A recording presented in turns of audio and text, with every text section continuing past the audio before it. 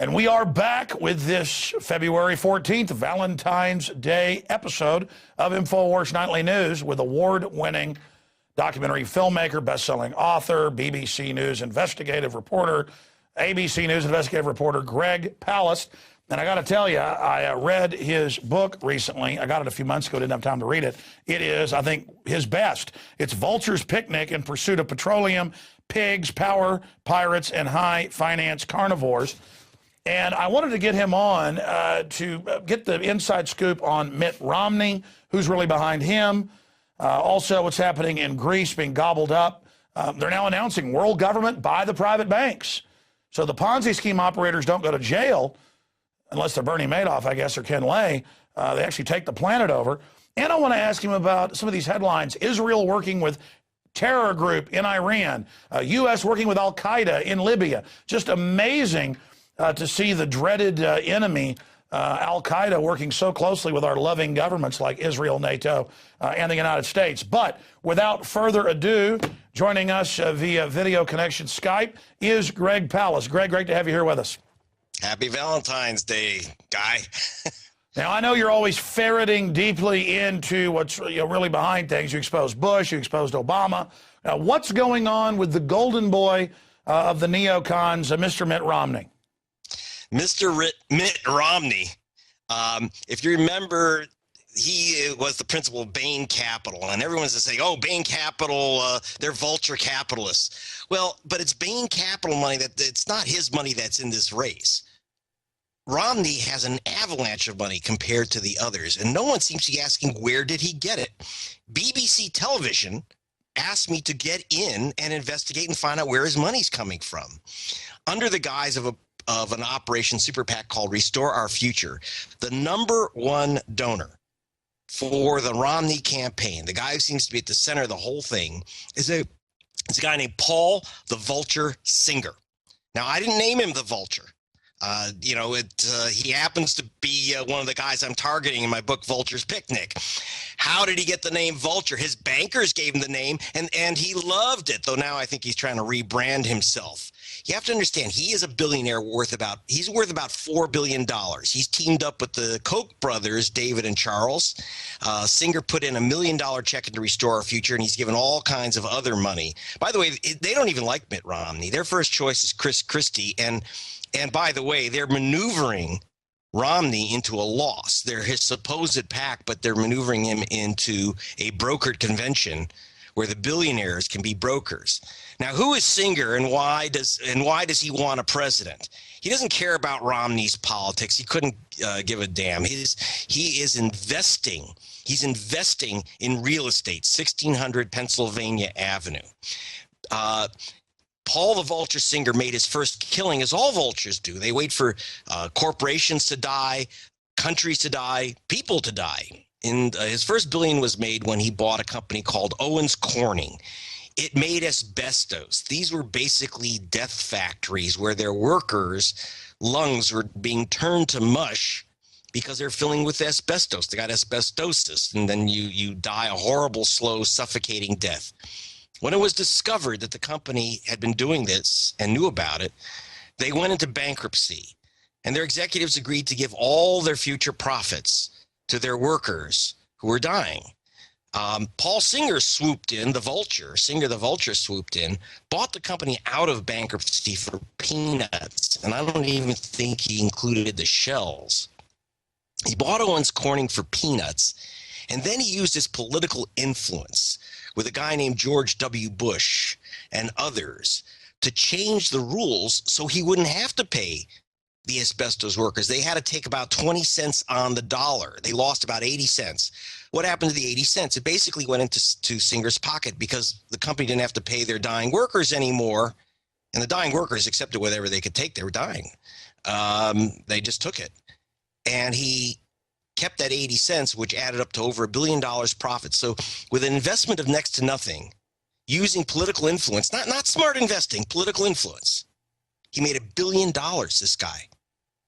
Then he went after the Peru. He went after the Congo. I just came back from the Congo following this guy's money down up the Congo River. That's where Mitt Romney's getting his money. The characters behind him are not investors. They're not wealth creators. They're vultures.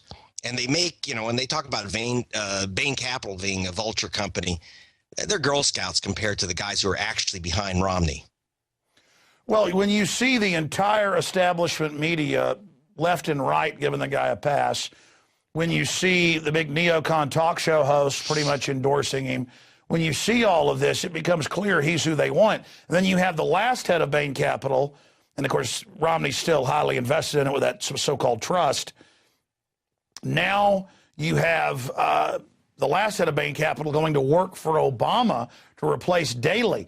So it shows that the people behind Romney are also those, to a certain extent, behind Obama, and many of the policies that they both support are the same. So this shows that the establishment basically wants to keep things going in the same direction. And if you look at how Bain and others go in and buy up profitable companies, chop them all off, he calls that wealth production.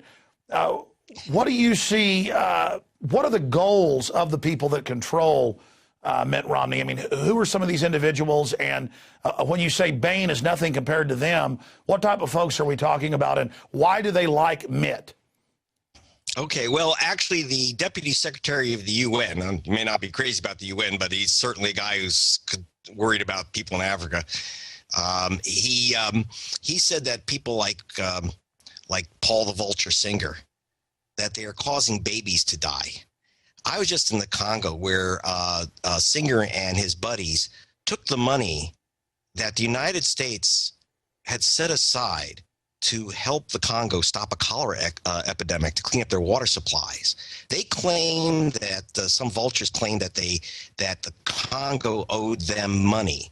I traced this so-called debt back to Bosnia and a $3 million illegal payment to the ex-prime minister of Bosnia, another country we pulled out with NATO bombers, remember. And as what happened was that we installed a prime minister who then took $3 million from one of these vultures and gave him the right to collect money from the Congo. It was all done illegally. The police in Bosnia have now said that that was an illegal transaction, trying to put their ex-prime minister in prison. This is the type of money that is backing the Romney campaign. Now, you have to wonder why. The answer is really simple. The European community, England, others are pressuring the U.S. government to make Paul Singer's activity illegal. It's illegal in a lot of the world. You know, this guy's made billions through these really questionable methods, going after the asbestos workers, going after poor Congolese.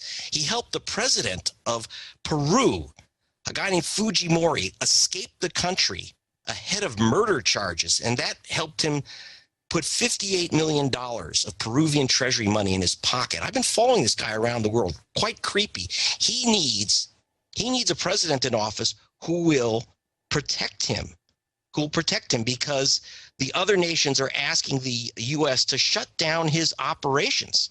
This is not investing. And I got to tell you that Paul the Vulture Singer, when I ran these reports, and don't forget, these reports are run at the top of the nightly news worldwide, except in the United States. You're the exception, Alex, allowing me to report on Romney's billionaires. And by the way, Obama's billionaires is too, let's not forget. Well, let's leave some time for those guys too. But Romney's billionaire, he had his goons call up my producers in London at BBC and say, we've got a file on Greg Palast. Now, in the U.S., that would be the end of my career. But BBC said, well, Greg Palast has a file on you. And that's, my book, Vultures Picnic. I've been following these guys a long time. But you have to understand who these guys are behind Romney. And like I say, it's not so much that they're behind Romney. Their super PAC called Restore Our Future isn't about restoring your future, Alex, or mine, or Romney's. It's their future. In fact, what they're really hoping to do, don't forget, Paul the Vulture Singer, the Kochs, and his friends, Paulson, a multi-billionaire guy, made $4 billion in 1 year, helping crash the U.S. housing market. That's another guy behind Romney, wrote a check for $1 million cash Singer wrote a check for $1 million cash. Koch, $500,000 cash. Then they pulled out their cash just before the Colorado, Missouri, and Minnesota caucuses, allowing Romney to lose. Let's not forget, he was allowed to lose by his super PAC. They didn't put in a dime. Why? They're not sure that they really want Romney. He's their second best choice. They want to control the Republican convention and name the guy that they want. And I don't think it's Romney. He's their second choice. Well, I was about to bring that up. They've got even top Republican strategists out there running around now saying they could do a brokered convention. As you know, they changed the rules 2 years ago in 2010 to be able to do that. And they're now floating as the knight in shining armor, at least as VP, Jeb Bush. And I got to say it, I cannot stand Obama. He's run by some of the very same crew. But another Bush, I mean, this is becoming a hereditary dictatorship, especially if they get a Bush in through a brokered convention and not even running in a general primary. Well, I think they feel comfortable with Jeb Bush. I think they feel comfortable with Chris Christie. And what they're mainly worried about is not even who these guys are. They're worried that Romney, Santorum, and Gingrich simply can't win. They need someone to scare Obama. By the way, they don't necessarily need to replace Obama, just scare him away from anything that might threaten them. Well, that's another question I want to raise right here. I have no doubt that News Corps is involved in spying and corruption and tapping of phones, and all of that has, come out, and people have been admitting to it. And one guy, the main witness, mysteriously dies. I mean, all of this is going on. Now they're talking about investigations here, indictments here. But the Justice Department's got Fast and Furious going on. They've got their own energy, company scams going on, paying off donors. And so it looks like the two sides are jockeying to basically blackmail each other. And I do see News Corps softening on Obama with, some hosts saying Obama's a great guy now. But since you're over in England and in New York, kind of a guy in between, tell us what the inside scoop is on what's going on with the whole News Corps situation. I mean, how much fire is where that smoke's coming from, and how does it tie into Obama? Ties in plenty, because I did an undercover investigation of one of News Corps' lobbyists. I wore a hidden wire and pretended that I was a lobbyist for Enron. And so I was hooking up with News Corps' lobbyists to hire them in. So I did that for the Observer newspaper of Britain. So I went inside. I spoke with Murdoch's lobbyists working, and they're working both at that time. They're working, by the way, with the Clintons. They're working, and they're working with Tony Blair. What they said is, look, as long as these governments can lock up with media, that they are safe. That's the game. So their lobbyists basically offer a protection racket. And they even gave me very, very specific examples of stories that were placed to protect these people. Like I say, I have these lobbyists on tape. These tapes were, by the way, broadcast on the BBC Nightly News. So I went inside. If you ever meet these guys and go inside, you'd be stunned at what they say about how they operate. I mean, it was just absolutely unbelievable, saying, that they basically run stories past 10 Downing Street. They had direct contact with the White House. What do these guys want? So when they feel like it, they shoot some bullets at the White House or 10 Downing, and then just to scare everyone, and then the tune is named. There's all kinds of back and forth politics here, where someone's going to have to walk the plank. Maybe someone's trying to stab James Murdoch in the back from inside the organization, maybe even within the family. But, there are wider issues here. I got to tell you that, Piers Morgan is deeply involved in this stuff, and that drags in CNN. Well, let me stop you right there. He skipped a bullet. Yeah. Greg, I want you to expand on that, because I don't really ever toot my own horn here, because I'm always busy. I'm obsessed with the story. I'm obsessed with the interesting guest. I'm obsessed with reality and really trying to learn reality for myself. I mean, this is an obsession, a passion, an addiction. And I know for you it's the same, because I've read your books, followed your work for more than a decade. I think that we forget how effective we've been, yourself particularly. I mean, I forget all the time I think back to all the things I've done, the stories I've broken. And then I was just thinking while you were talking about books she wrote 6, 7 years ago saying News Corps was spying and wielding authority. And I was just thinking, wait a minute, I haven't heard hardly anybody, well, I did see a few articles, giving you credit for being right about all this. And I've been right about so many things. I just think it's important we point out that you in 2002 got the IMF World Bank documents and said how they've imploded Argentina and third world countries. They're going to do that in Europe and the U.S. They're going to use derivatives. They're going to take over. They're going to occupy the countries. Boom, it's all happened. I mean, I'm just sitting here not in some mutual admiration society. It's kind of freaking me out because I don't have that high a view of myself. You know, I'm just a regular guy just trying to find out what's happening. You're an investigative reporter. I have high views of you. I mean, my point is, it is creepy to know there's not many of us that actually know what's going on or that have any type of venue. And I'm getting threats. I'm on the enemy's list. They're calling you up saying, we got files on you. It's creepy. And I've digressed off here, but I think it's newsworthy that we always are just moving forward, never pointing out where we were right in the past. So spend a few minutes and then get back into CNN, because I remember having you on, you having the documents, you talking about News Corps, a mafia, and I remember going, well, I believe Greg, and yeah, he's got some proof, but and then their outlets demonizing you and calling you a liar, and cover stories. I mean, that's all actually in Vultures Picnic that came out even before this scandal broke. So yeah, I mean, I think you better get some good life insurance. I know I have, and none of us are ever going to commit suicide, right, Greg? Never. If I'm floating face down the swimming pool, please don't believe any note that says I felt terrible and had to go. Don't buy it, please. Okay, I'm putting that down on the record right now. Me too. I've never held a knife to my own throat ever. So so please, I want to put that right on the record. I'm glad we got a moment to do that. As in terms of saying, yeah, I told you so, I think it is worthwhile because it gives credibility to the material that we did put on before. I should note that I'm a lucky guy in one way. You might not see me on US TV except bless you, Alex, especially on Valentine's Day, then kiss you. But I do have the world's largest news network behind me, putting me on a prime time BBC television. Now, do understand that BBC, when I got the documents from inside the IMF, and now we do see Greece on fire. There's a chapter in Vultures Picnic called The Generalissimo of Globalization, where I actually have these documents from inside the IMF, World Bank. And because of my position in journalism in Europe, I was actually able to confront personally the Director General of the World Trade Organization and put these inside confidential documents and cables in front of him. That was his opportunity to say, oh, it's all made up, it's a bunch of conspiracy junk. He verified everything. He tried to talk away their meaning, but he verified everything that I had, all the documents I had. When you see Greece on fire, I saw those documents. I also spoke to the inventor of the euro, Bob Mundell, and who said, basically is saying this was in the plan. The idea was he wanted to make sure that there was a sell-off of all the government properties in Greece, et cetera. You have to set a fire if you're going to have a fire sale. He thought that this is the best thing that's ever happened. These guys, this was the purpose of the euro.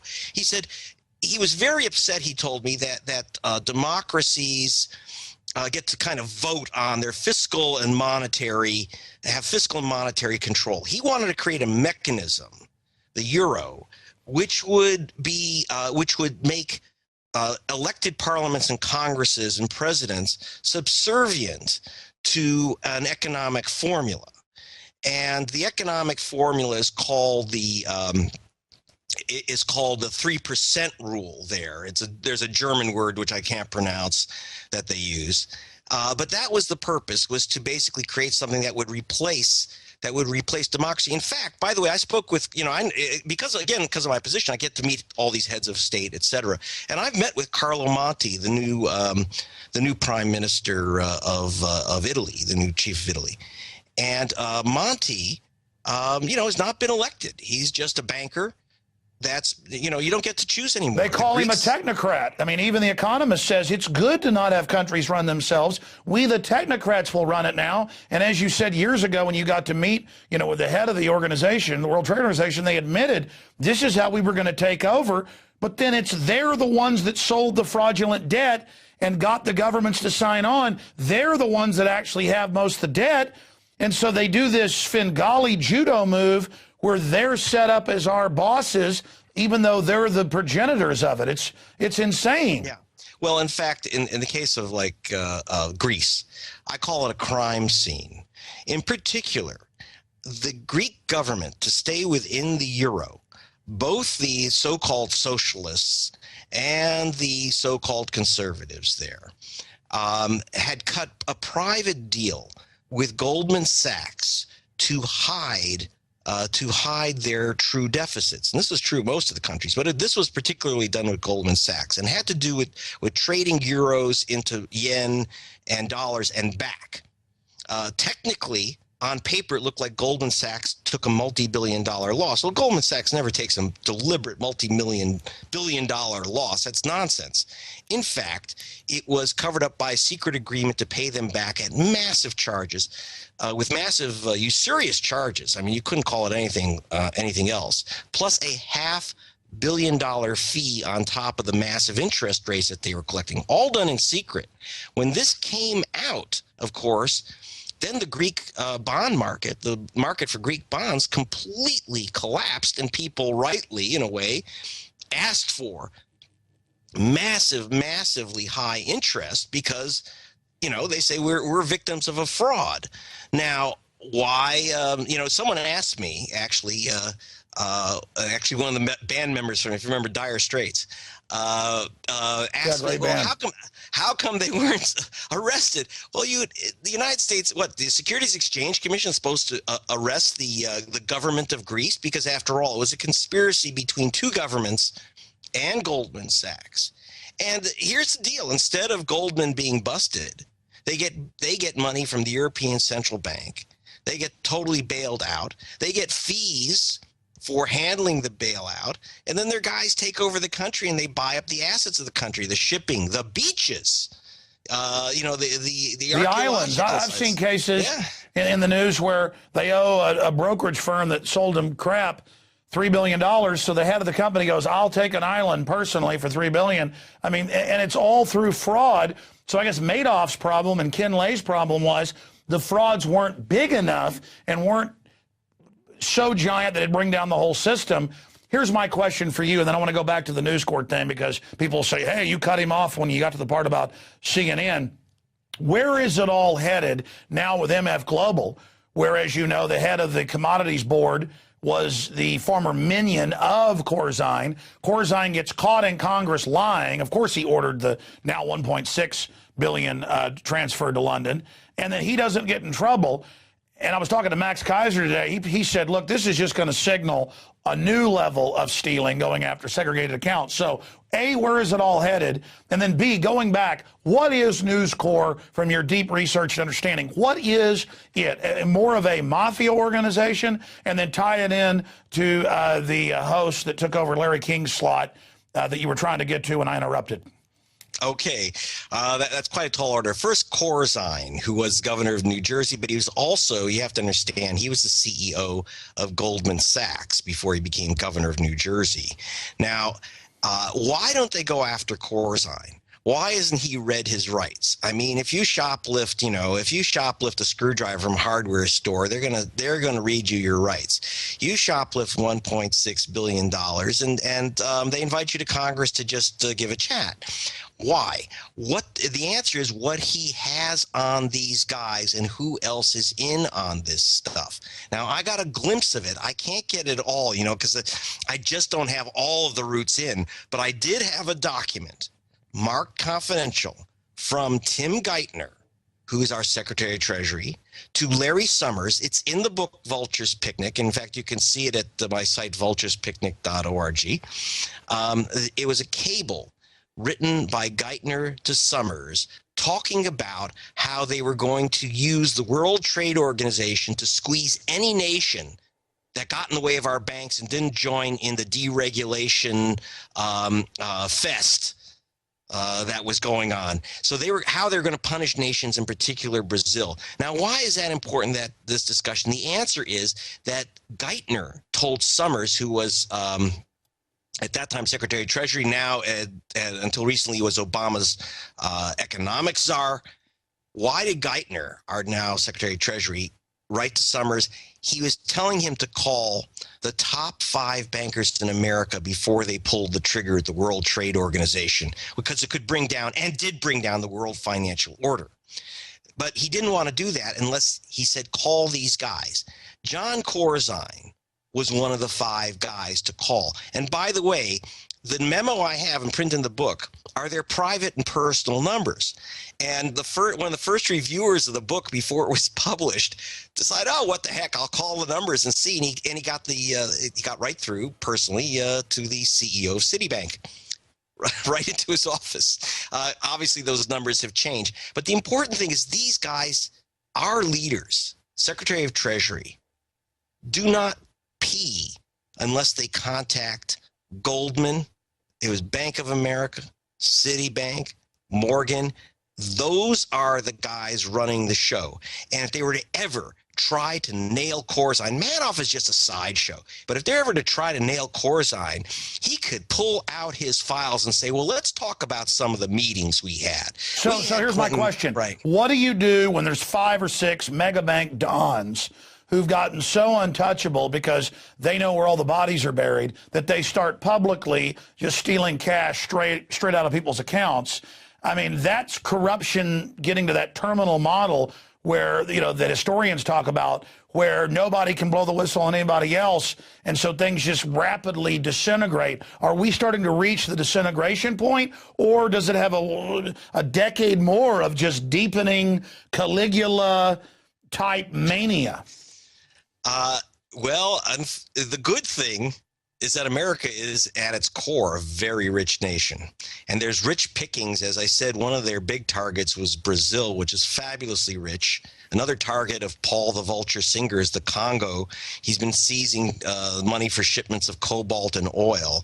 So there's a lot of resource out there in this planet. And there's an unending appetite of the Chinese to take it.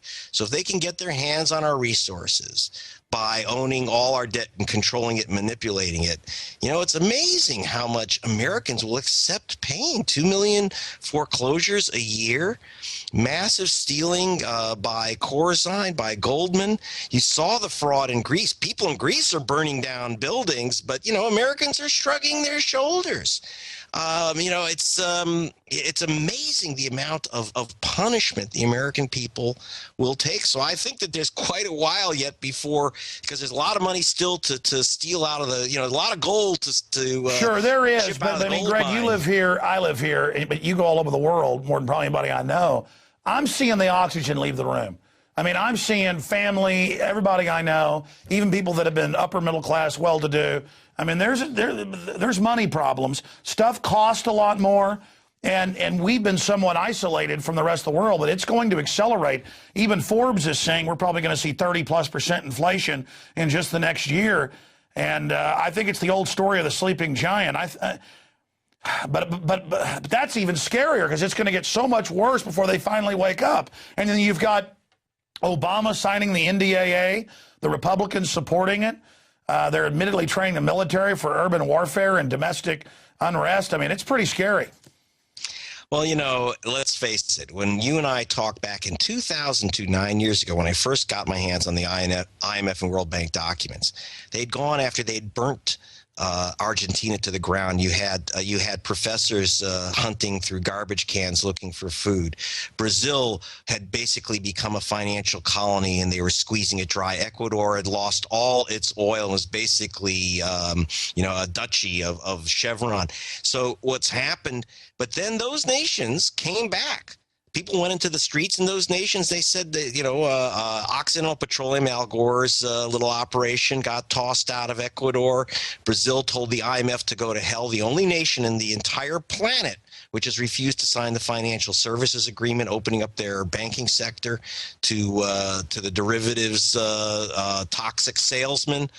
Argentina told these characters to go fly. Those economies are now just really zooming. So people do react. However, we did say this is going to cross over to Europe. Europe is gloating that they've been able to pick up resources out of Latin America for nothing. No, you said that in 2002 on my show. The transcript of it is a chapter in my book that's out of print, Sent to Tyranny, but it's posted here at prisonplanet.tv. We only got about 10 minutes left with you. You've been very gracious joining us here this evening, Greg. I'll get you back on the radio soon. And it's all in Vultures Picnic, available at Amazon, bookstores everywhere. In fact, I was just at Barnes & Noble last week and picked up another copy for family. They had a big end cap of them there, so that must be selling quite well if it's at the end cap at Barnes & Noble. So people are hungry for the truth. But I want to go back, because I interrupted running off into a side issue. Let's go back to News Corps. What is News Corps at its heart? Because you were the first I've ever seen saying all this. I'm like, really, Greg? It's kind of a creepy group, influence peddling, spying on people, telling Downing Street what to do. Now it's all come out, hiring police, spying on people, everything you said. And it's actually in your book. Funny, it came out or was being written right as this broke, you know, how they were saying you were full of it earlier. But now it's come out. I mean, who are they really? And then you were getting off into CNN. The fact that this isn't just, News Corps now. You bet. It's the whole crew. But like I say, I went in wearing a wire, using a false front operation for the Observer, and then later BBC joined in, where we did secret recording of Murdoch's lobbyists. And they laid the whole thing out. They don't see themselves as a media company. They see themselves as a political information organization. In other words, to make their money. Media, like, you can't just make money by opening a radio or TV station or a web outlet.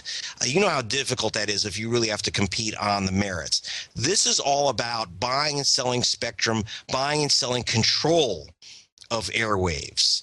And so for Murdoch, for News Corps, everything is about their political connection, their ability to lock things up and lock others out.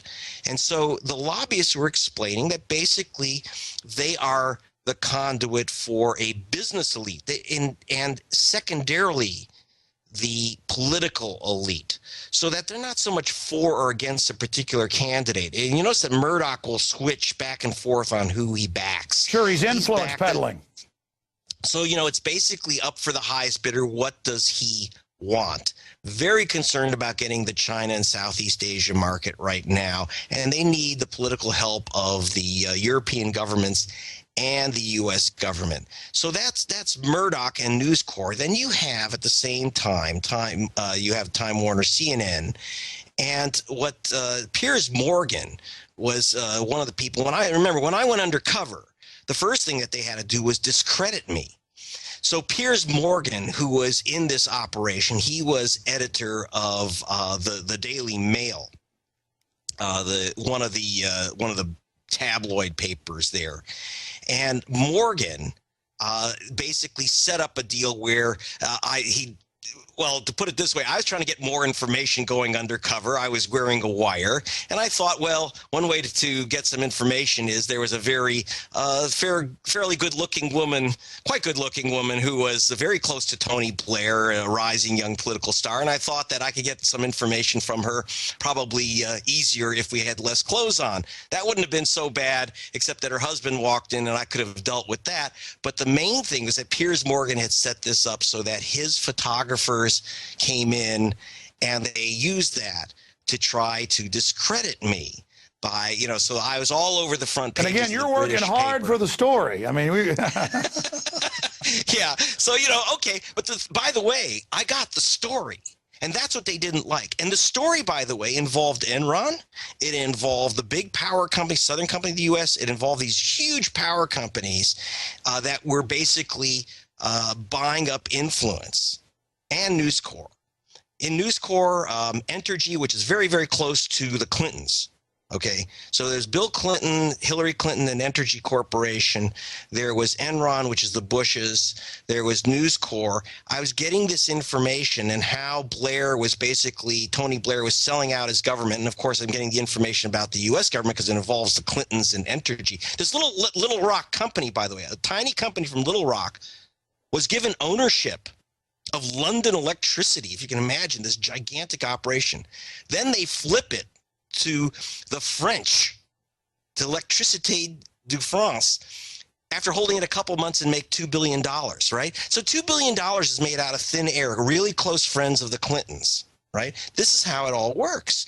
So I'm getting this information, and yeah, okay, so my zipper was down, so they caught me with my pants off. Yeah, okay. But you know what? They can discredit me, but they couldn't discredit the evidence.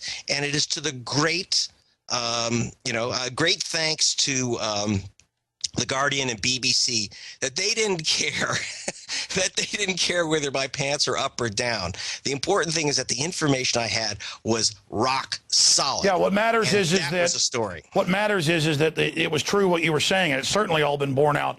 Now, I tell you, this is incredible information, Greg. I'm going to air part of this on the radio tomorrow. In fact, the last 15 minutes has, I think, been some of the best TV/radio we've ever done. Just amazing information. That's the kind of stuff that people will find in this book, Vultures Picnic, and they certainly are vultures. Shifting gears now to the last question.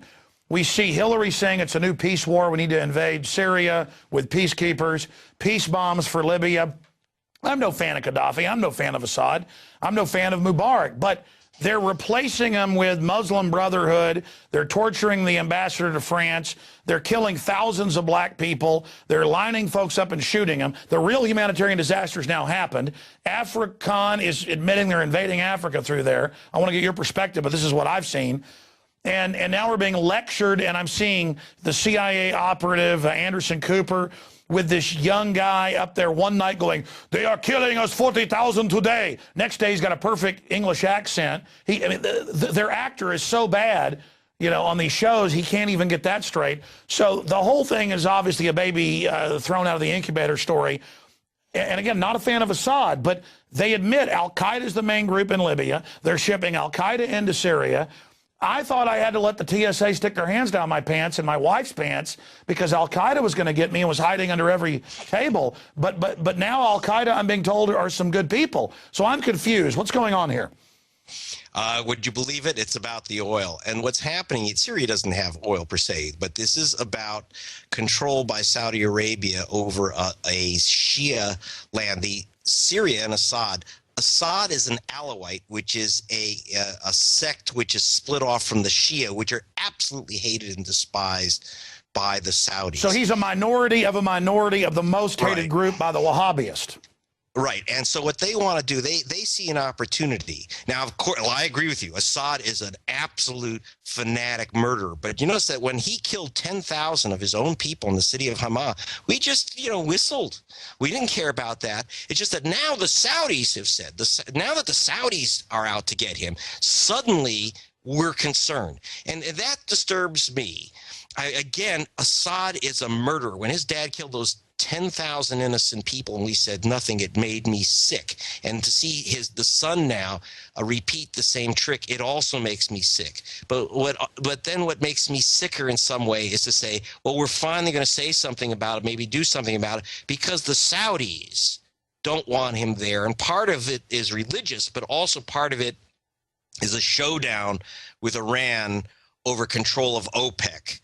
And the control of the Shia Crescent. Remember that Saudi Arabia moved into Bahrain. I realize it's a little complex, but Bahrain was facing an uprising by a Shia majority against a Sunni monarchy backed by the Saudis. The Saudis cannot afford to have Shia-controlled nations or they're going to lose control of the oil routes. Exactly. Our media acts like all the Arabs want to kill Christians and Jews when it's an incredibly diverse group and they're busy with their own empires, hating and killing each other much more than they supposedly hate the West. From my meager research, you've done more and been over there a lot more. Is that a fair statement?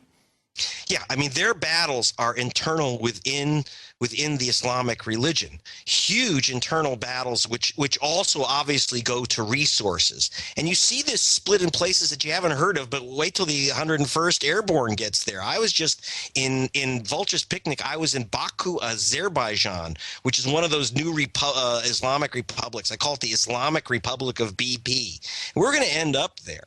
Once again, you've got the problem where you have a Sunni dictator who was the old KGB chief, right? He went from being a good communist to being a good Muslim, right? And the reason he's a good Muslim in our view, and now he's our great ally, is that he's given a contract to BP Amoco, which is now one company, by the way. Okay, so let me ask you this question then in closing. Where is it all going?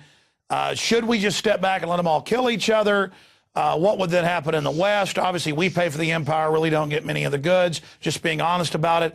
And how does somebody like Ron Paul, in your view, tie in with the demonization, the clear election fraud, the system coming after him? I haven't asked Greg Palast his view on Ron Paul. Well, the main thing is what's going to happen now in these Islamic republics. In the case of Assad, it's horrible to have him stay there and murder his people. What I do worry about is bringing in the dark night of Wahhabism as the alternative. I just spoke to one of my a friend of mine who is an Arabic speaker. He's Arabic. And he earned his PhD on the Muslim Brotherhood. And he said Egypt is going to devolve into another kind of Iran light. Yes, we do have problems. We were paying out, as you said, with Al-Qaeda, we were paying the Taliban to allow shipments across Afghanistan. The realpolitik of the Mideast is getting more and more complex, slick with oil, and now we're adding, by the way, uranium in Islamic nations like Niger. So it's a multi-level chessboard. I can't say I understand all the pieces. Obviously, as an investigative reporter, I've been going to these places and getting inside as much as I can to try to understand it. But obviously, it's not as simple as Assad, the bad guy, who was a good guy last week. Look, we went through this. Saddam was our ally when he was murdering people left and right. Well, here's what I'm saying. Obviously, the West isn't going in there to put a democracy in, and obviously you're going to end up having the Wahhabists in a big war with the Shiites now in Syria, and it'll be 10 times the deaths. I mean, look what Libya's turned into. I'm very concerned that what we are doing is igniting, for the purposes of Saudi control of the area, that we're igniting an intra-Islamic war. And maybe some people think that's good. Go let them kill each other. You know what? That ain't going to be good for us. That's not going to be good for this planet. If there is a continuing massive war that's within Islam, fomented by war over oil and uranium and now rare earths like cobalt and other rare earth minerals, which are now becoming another major source of contention in places like Afghanistan. Very, very concerned about this. All right. Well, incredible interview. Greg Palast, thank you so much for the time. GregPalast.com, the book Vultures Picnic. And I know we were late getting you on, so I'm going to sign off with you now. Thank you so much for the time, Greg. You're the best, Alex. Really. Thanks. Thank you, sir. All right. Amazing, in-depth, candid, teleprompter-free, no script, real information. That's Greg Palast. Please thank him for joining us.